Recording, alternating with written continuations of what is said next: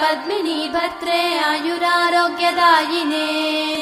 हर्षवल्ली निवासाय सूर्यदेवं तव सुप्रभातम् उत्तिष्ठोत्तिष्ठ चायेश उत्तिष्ठ उषयोज्ज्वल